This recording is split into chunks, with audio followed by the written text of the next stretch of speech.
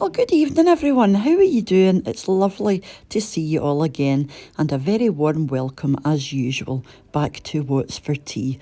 My name is Cheryl, and today I'm going to be showing you this amazing beef Wellington. Now, this was actually taken from a recipe of Gordon Ramsays, and I put it up on my Instagram yesterday, and he actually seen my post and he gave it a like. I could not believe it. I was so chuffed. So there you go. So you just never know. Like I said, this is taken from Gordon's recipe, and I actually found it not too difficult. There are a couple of tricky bits which I'll tell you about when we get there, you know, and this was the liked post that I was telling you about. There are a couple of tricky bits which I will tell you about when we get there, but yeah, I just really wanted to give this a go. I knew that I really, I was going to need a really good bit of beef, so I did go to the local butcher and lash out and quite a good hunk of meat there. It wasn't cheap, but it was absolutely delicious. So I'm going to take you through the recipe and the ingredients. So as usual, everything will be linked in the description box down below. Just click on the show more and it'll bring everything up in grams, cups and ounces for you. Yep, so let's go and see what I've got today. The first thing I've got there is 1 tablespoon of English mustard. I've got 2 egg yolks, 350 grams of chestnut mushrooms, 8 slices of Parma ham. I've also got 1 sheet of ready rolled puff pastry. That's about 375 grams. I've got 2 sprigs of fresh thyme, some salt and pepper just as we go along, some olive oil for frying, then obviously my crowning glory, which is a lovely £2 piece of beef tenderloin or beef fillet. Yep. So let's go and move on and we'll see what's next. So this is my Parma ham. So I had to get 2 packs of this because I needed 8 slices and they're only 6 in each. And this is my beef. So this is just under 2 pounds of beef tenderloin. It was so tender. First thing I want to do is get some salt and pepper onto a plate. Pop on your meat and just gently rub in some of that salt and pepper. That's just some sea salt and fresh black pepper. Then you go over to your cooker. You want a high heat in your pan. Pop in some olive oil. Just give it a wee swirl around. And you can pop your beef straight in. Now we're not looking to cook this. You just want to, get rid of all that pink. You just want to seal in all of those beautiful flavours and juices. It'll only take you a few minutes. And then you want to get straight over onto your counter and pop on some of this mustard. Now you want to do this whilst your beef is still warm and just out the pan. And then just set that to the side for the time being to rest. Now you're going to do your mushrooms. So get your mushrooms into a food processor, followed by a pinch of salt and some fresh black pepper. And then a garlic clove if you like. This is completely optional. You just want to pulse this down until it's nice and fine. You can do this by hand if you prefer, if you don't want to get the machine dirty. Just make sure you get them nice and fine. But you don't want a paste, just nice and small. Then get back over to your cooker and you want to get all of the moisture out of your mushrooms because mushrooms release an awful lot of water. You don't need to put anything else into the pan, no oil or anything like that. The only thing we're going to add are a few leaves of fresh thyme. Just pull them off of your stock.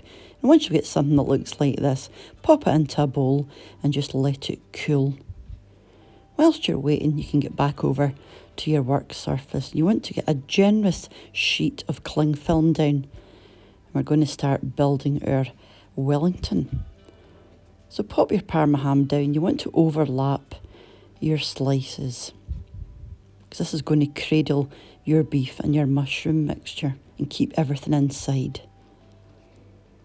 So I'm going to use 8 slices.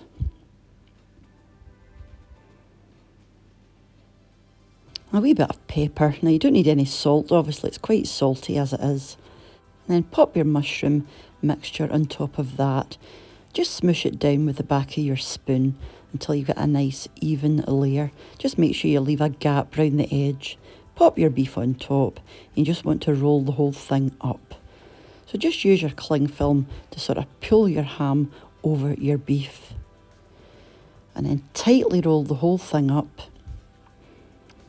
You want to squeeze and sort of twist the edges round. You know, twist the ends round. You want to get that cling film nice and tight. The tighter, the better. Now this is only one layer of cling film and I wasn't that happy with this. It felt kind of loose. So I went ahead and I wrapped it up for a second time. And I was much, much happier the second time. It felt much more secure. So you're just going to pop that into the fridge for about 15 minutes. Once it's been in there 15 minutes, you can go ahead, put another layer of cling film down and then your puff pastry sheet on top of that. I'm just going to go along this with my rolling pin just to make sure it's nice and even and there are no holes or anything. Take your wrap off of your beef and you just want to wrap the whole thing up with your pastry. Roll it up and then just cut away any excess that you might have. Just make sure your edges are touching. Get rid of any that you don't need. And with your cling film, again, you just want to roll it up in exactly the same way. Nice and tight, back into the fridge for at least 15-20 minutes. As long, the longer the better. And once it comes out of the fridge, the last thing we're going to do is, brush the top with your egg wash. And if you want, you can score the pastry so that it looks pretty when it comes out of the oven. I just tried to copy Gordon Ramsay's own design, but it didn't come out as pretty as his, but I was still pretty chuffed given the fact, it's a first attempt at this. I've never made anything like this before, so it was new to me.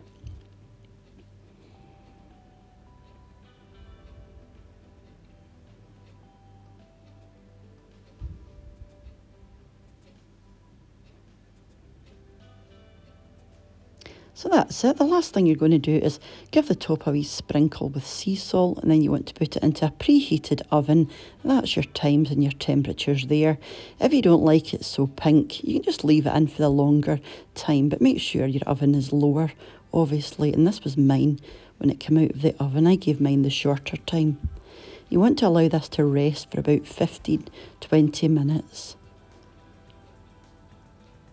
And I was so chuffed with this because you never know, until you cut into things, how they're going to look. Like I said, I've never actually done this before. This is a first attempt and I was super chuffed. And let me tell you, it was absolutely melt in the mouth. This stuff was like velvet. We just had some creamy mashed potato and a wee vegetable medley on the side. And I also made a red wine gravy, but only 2 of us that had gravy. This was one of the plates with gravy on them. I didn't bother with gravy. I just loved it just as it was. It was absolutely insanely tender. One that I would definitely make in the future. I think I would keep it for like special occasions, maybe Christmas, New Year, that type of thing. It's certainly not going to be a during the week meal at nearly £40 for a £2 of beef, but certainly for a special occasion, definitely one I would do again because it was absolutely delicious, let me tell you.